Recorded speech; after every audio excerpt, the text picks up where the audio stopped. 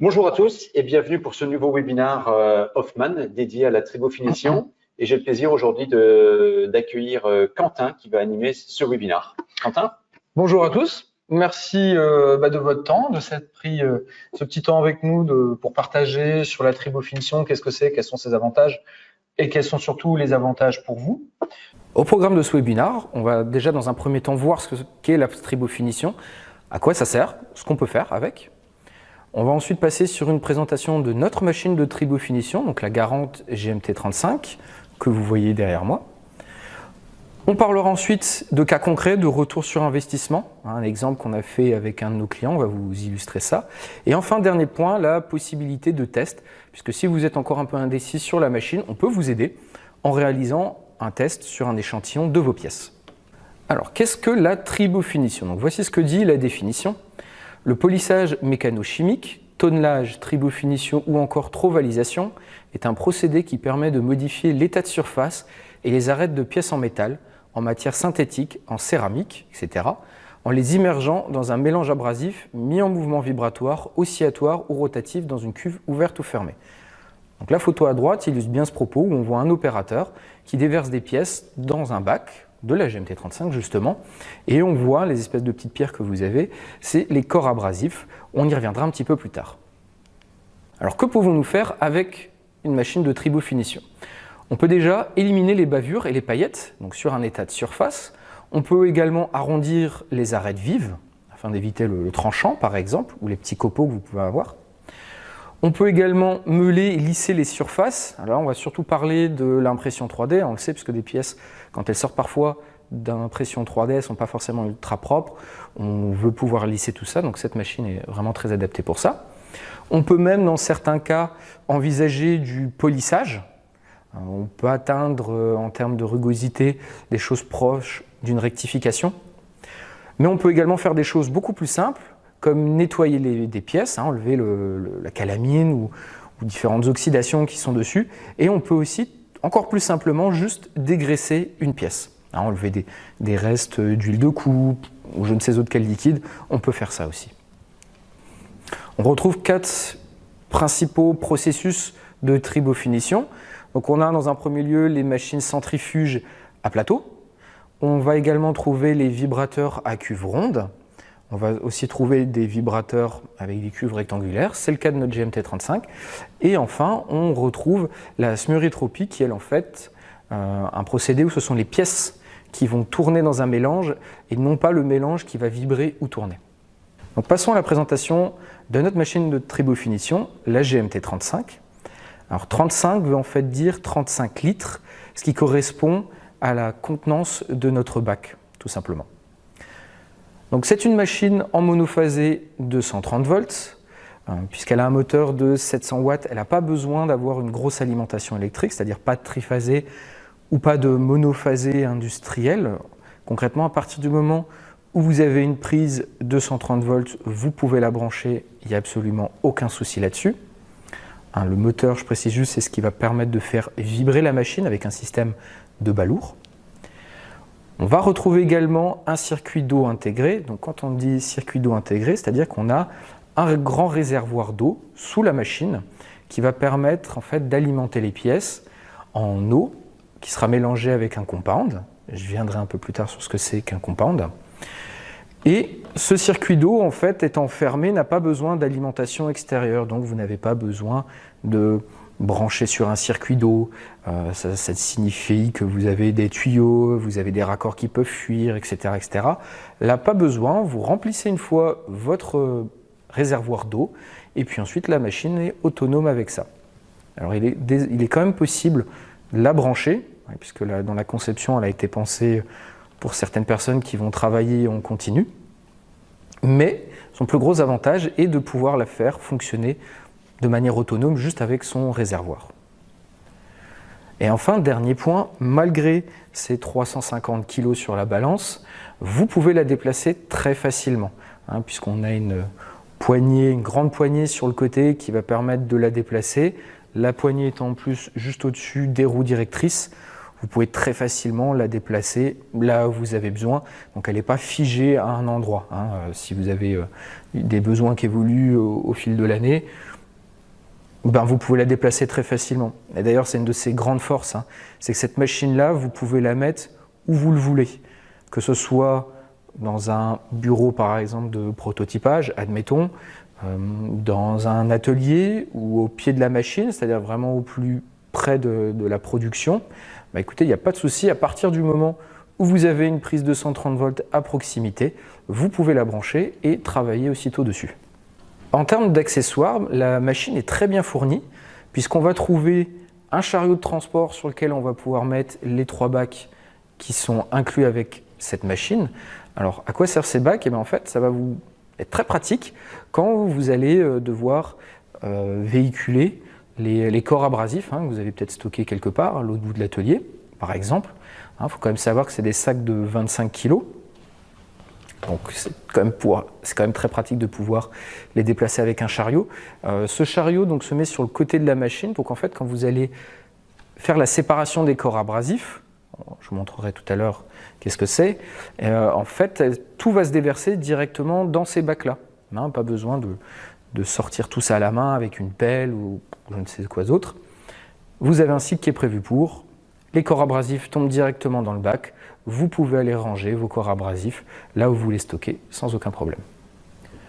On a également 2 récipients gradués, ce qui va nous permettre de faire le mélange du compound dans notre bac d'eau, puisqu'en fait c'est un dosage, c'est un pourcentage qu'on met dedans.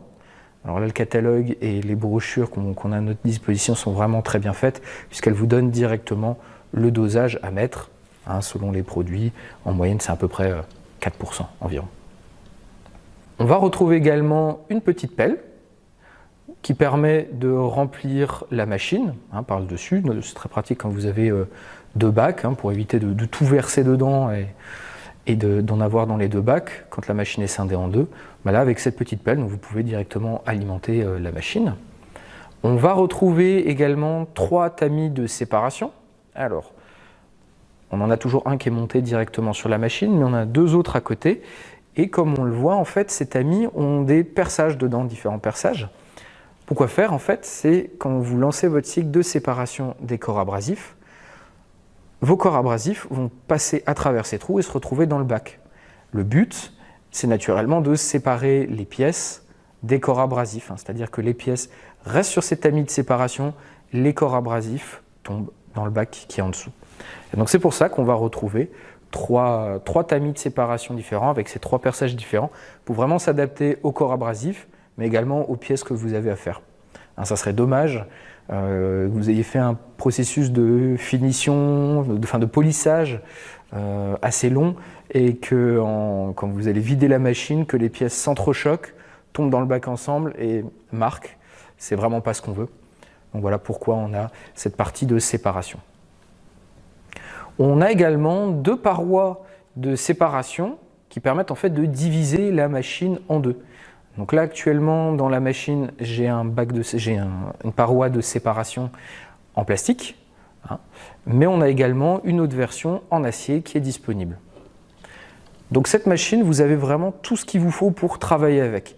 À part, comme dit, les corps abrasifs et le compound qui sont dédiés à certaines applications, à vos pièces, mais là vous avez vraiment tout ce qu'il vous faut à partir du moment où vous réceptionnez la machine pour travailler directement avec. On a été vraiment très bien pensé d'un point de vue ergonomie et praticité. Donc concrètement, c'est quasiment du plug and play au moment où vous la recevez. Un autre élément très pratique sur cette machine, c'est son accessibilité aux pièces et aux corps abrasifs. Déjà, vous pouvez remplir très facilement la machine par le dessus, que ce soit d'abord vos corps abrasifs, mais également des pièces. Ça se fait vraiment très bien. Donc on a un accès aux pièces à tout moment, parce qu'on peut même faire tourner la machine avec le bac ouvert, pour pouvoir contrôler justement où ça en est, quel est l'état, même si ce n'est pas forcément le plus pratique d'un point de vue acoustique. C'est plus agréable de fermer et de calfeutrer la machine telle qu'elle est, mais c'est possible. Et donc on a accès directement aux pièces, on peut les sortir pour les pièces les plus grandes, mais on pourra les retirer très facilement par le dessus, mais il est également possible de vider la machine avec une trappe sur le côté, Hein, je faisais tout à l'heure allusion à ça quand je parlais de tamis de séparation. Donc en sortant cette trappe, en fait, tous les corps abrasifs vont s'écouler sur le côté. Vous avez une petite fonction dans chaque programme qui vous permet de faire vibrer très légèrement la machine. Et ainsi, tous les corps abrasifs vont s'évacuer facilement. Donc pas besoin d'utiliser je ne sais quel procédé pour vider la machine quand vous passez à une autre production. Par exemple, vous faisiez de l'ébavurage assez grossier, puis ensuite vous faites du polissage, quelque chose de plus fin, ce n'est pas les mêmes grains. Il faut vider la machine. Ben là, en même pas 10 minutes, c'est réglé sans aucun problème. Donc là, c'est vraiment un côté très pratique de cette machine, c'est qu'à tout moment, vous avez accès aux pièces et aux corps abrasifs. En termes de programmation, puisque la machine est programmable, hein, c'est-à-dire vous pouvez donner différents temps de cycle, différentes vitesses de vibration, etc. Vous pouvez même donner des départs différés. Mais en fait, c'est très facile à utiliser. Hein. Malgré ce que j'ai dit, qu'il y avait plusieurs possibilités, en même pas 10 minutes, la machine, vous l'avez en main. C'est très facile, c'est hyper intuitif, donc tout est tactile sur cet écran-là. On va également retrouver tous nos corps abrasifs, tous nos compounds dedans. Donc il n'y a pas besoin de réfléchir à qu'est-ce que je dois mettre dedans, à quoi ça correspond. En fait, tout est dedans et c'est vraiment très facile. Vous pouvez donc soit l'utiliser de manière totalement manuelle, c'est-à-dire vous mettez vos pièces, vous la faites vibrer et c'est tout. Mais vous pouvez également faire des programmes avec même des sous-opérations et ça se programme vraiment très facilement. Il n'y aura pas besoin d'une longue formation, c'est vraiment à la portée de tout le monde. On va parler désormais de consommables. Alors quand je parle de consommables, je parle de corps abrasifs et de compounds. Alors les corps abrasifs, qu'est-ce que c'est? Ce sont ces petites pièces qui vont en fait, avec la vibration, avec le frottement, traiter votre pièce. Hein, ça va être, comme on l'a vu tout à l'heure, qui vont soit les bavurer, la lisser, la nettoyer, etc. On a 3 types de corps abrasifs. On a ce qu'on appelle les corps abrasifs en céramique, qui vont être utilisés pour les matériaux durs, l'acier, la fonte, l'inox, le titane. On va retrouver des corps abrasifs en plastique, qu'on reconnaît très bien avec leur couleur, hein, c'est jaune, c'est vert, et puis même au toucher, bon, ça se voit tout de suite. Ceux-là vont être adaptés aux matériaux doux, hein, c'est-à-dire l'aluminium, le zinc, cuivre, laiton, et bien évidemment le plastique. Les derniers corps abrasifs qu'on a, c'est ceux qui sont en porcelaine, et ceux-là vont être utilisés pour le polissage.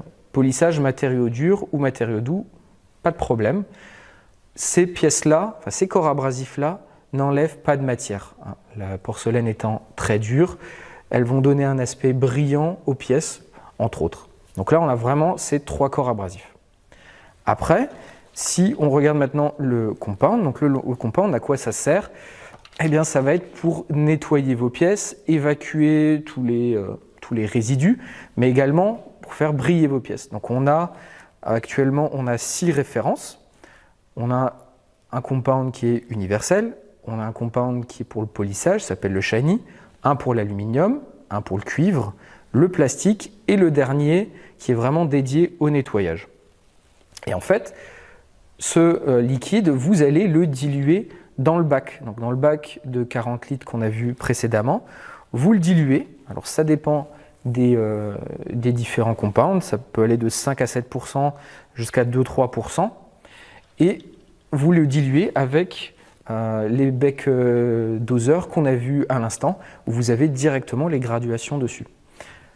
Donc avec toutes ces combinaisons-là, on va pouvoir travailler quasiment toutes les matières et donc trouver une solution pour vous.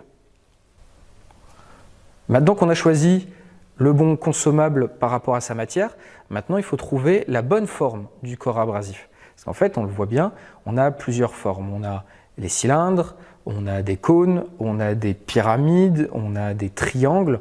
Enfin voilà, et toutes ces géométries de corps abrasifs sont faites pour s'adapter à la géométrie de votre pièce. Concrètement, un exemple tout simple, j'aurai une pièce où je veux vraiment travailler l'état de surface, je veux avoir un bel état de surface, je veux qu'il soit propre, mais c'est une pièce toute simple. Et bien dans ce cas-là, je vais prendre un corps abrasif cylindrique, puisque lui, il va pouvoir vraiment travailler une belle surface, il va rouler également sur la pièce. Donc on va utiliser ça. Tout à l'inverse, si j'ai une pièce qui a beaucoup d'angles, de recoins, des choses un petit peu exiguës, Là-dessus, je vais favoriser des corps abrasifs qui sont pointus, c'est-à-dire des triangles ou des pyramides, enfin voilà ce genre de pièces, ce genre de corps abrasifs-là. Au total, on a 24 références de corps abrasifs, et dans ce panel-là, je peux vous garantir qu'on va trouver le corps abrasif qui ira à votre pièce, puisqu'on a différentes formes, mais on a aussi différentes tailles de corps abrasifs.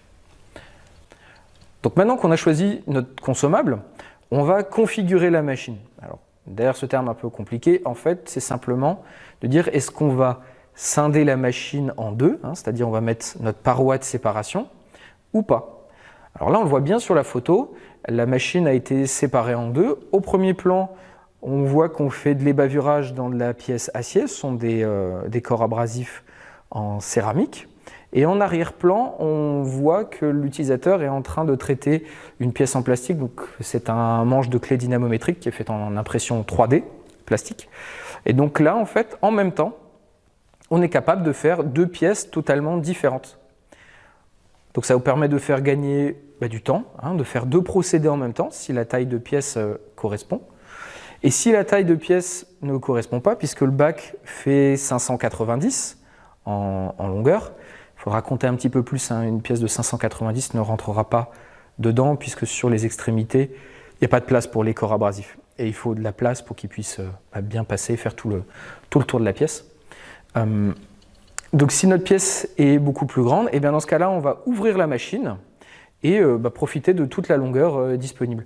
Pareil, si on a des tailles de lot aussi de pièces un peu plus importantes, et bien dans ce cas-là, on peut ouvrir la machine complètement, faire le lot de pièces le plus grand possible. Donc cette configuration, en fait, elle vous est propre, ça dépendra de votre cas de figure. Et donc, vous avez une configuration adaptée à chacun de vos besoins. Dernier point important, on va parler de répétabilité, puisqu'on a fait pas mal de tests en mesurant aussi la rugosité. Donc on voit qu'une fois qu'on a programmé la machine, qu'on a notre corps abrasif, le procédé est stable. Vous mettez une pièce le lundi, vous la mettez le vendredi, ça sera toujours la même. C'est un petit peu plus compliqué quand on fait de la finition à la main, que ce soit de l'ébavurage ou même des travaux de polissage. Selon la personne, ça ne sera pas forcément la même chose. Chacun travaille un peu différemment.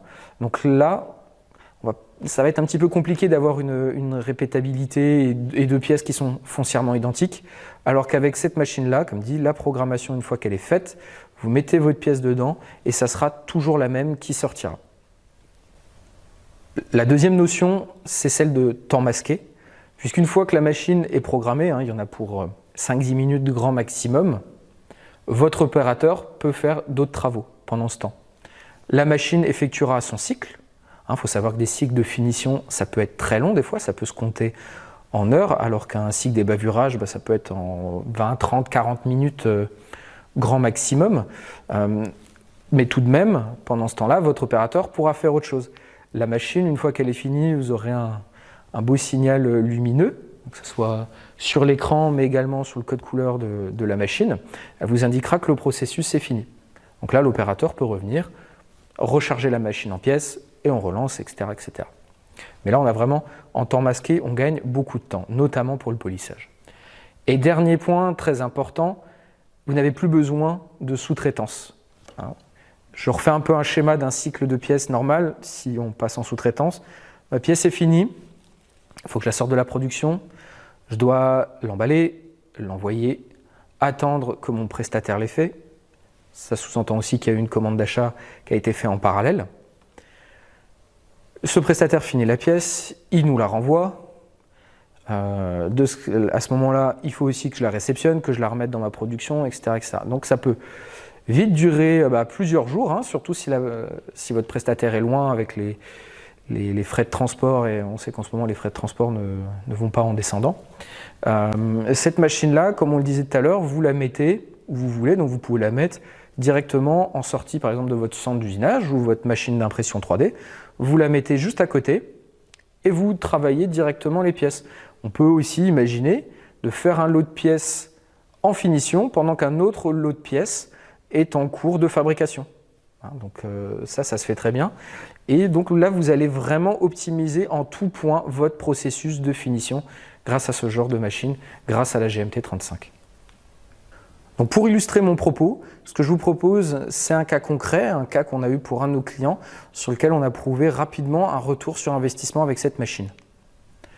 Alors petit état des lieux, le client nous a confié une pièce en aluminium, 182 par 150 par 9 mm, donc une plaque pour ainsi dire, qui a été vraiment découpée dans tous les sens, beaucoup d'ouvertures, des perçages, etc. Donc cette pièce-là, jusqu'à présent, était bavurée manuellement au cutter. Donc avec tout ce que ça sous-entend, un risque de coupure, temps manuel très long, 1h30, outil pas forcément adapté, mais voilà, jusqu'à présent il n'y avait pas forcément le choix. Des lots de 100 pièces par mois, donc ce qui équivaut à 130 heures en continu de travail pour effectuer un lot de 100 pièces. Et j'attire juste votre attention pour un graphique qu'on verra tout à l'heure, un taux horaire à 42,50 €. Là on voit bien sur cette photo les détails de toutes les petites bavures qui sont vraiment partout, dans tous les coins, sur toutes les arêtes. On va le retrouver à l'intérieur, à l'extérieur. Bref, elles sont vraiment partout et c'est très long à sortir, surtout au cutter. Et là, la photo que vous voyez, c'est notre pièce au bout d'1h30. Alors 1h30, ça peut paraître un petit peu long, mais on voulait être certain que la pièce ressorte absolument sans bavure et propre. Là, on voit, il n'y a plus rien du tout. L'état de surface a aussi un petit peu changé. Donc on a une pièce qui est vraiment 100% propre, et qui convainc du coup très bien au client.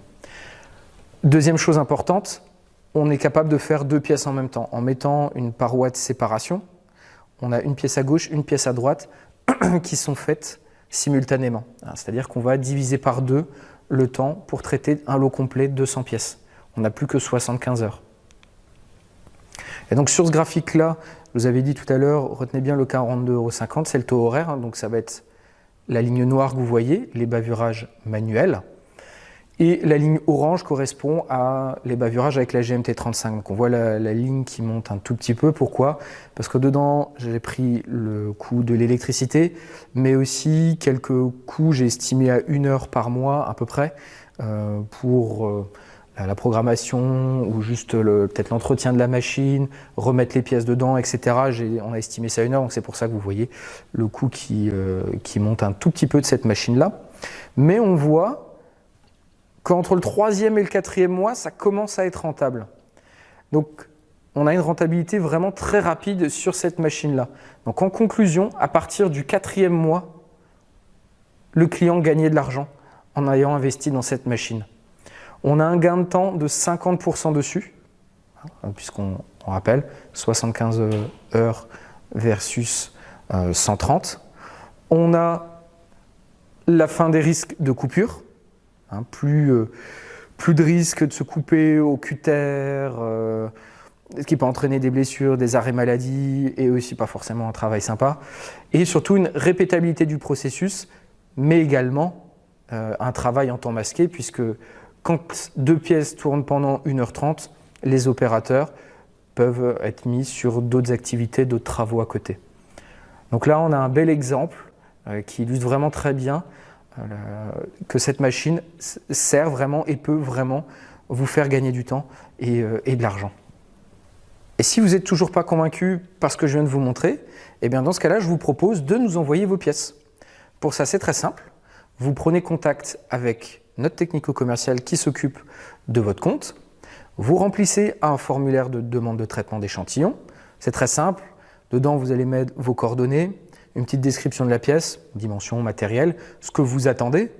Est-ce que vous attendez un ébavurage, un polissage, peut-être un RA éventuellement. Ce document va nous être envoyé au pôle technique. On va étudier la faisabilité. Ensuite, on donnera notre go. Là, les pièces nous sont envoyées et on va les traiter. Donc, plus vous nous envoyez de pièces, mieux ça sera, puisqu'on pourra simuler votre lot si vous avez plusieurs pièces. Ou alors si vous avez des choses un petit peu techniques, ça va nous permettre de travailler plusieurs approches et ça va déjà aussi nous permettre d'optimiser déjà notre processus de tribofinition. Donc plus de pièces vous pouvez nous envoyer, le mieux ça sera. Et une fois que ces pièces sont finies, vous allez recevoir un rapport de test avec toutes les étapes, toutes les conditions, c'est-à-dire le temps, la vitesse de vibration, quel corps abrasif on a utilisé, quel compound, etc. avec la conclusion. Et donc, on vous renvoie ça avec vos pièces et ça gratuitement. Ça vous coûte juste l'envoi de pièces, c'est tout. Pour finir, ce qu'il faut retenir, une machine facile d'utilisation, puisque vous pouvez l'utiliser à peu près partout. À partir du moment où vous avez une prise de 130 volts, vous pouvez la brancher.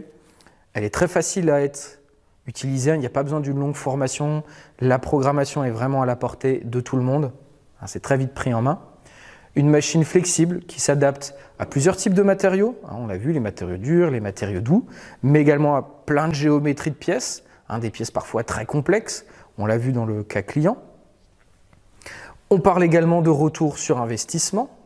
Ça se calcule, on peut vous faire ce calcul-là, il n'y a pas de problème. Et on a aussi cette possibilité de test si vous n'êtes pas sûr, si vous n'êtes pas certain que cette machine-là pourra traiter votre besoin, envoyez-nous vos pièces, nous on le fera pour vous.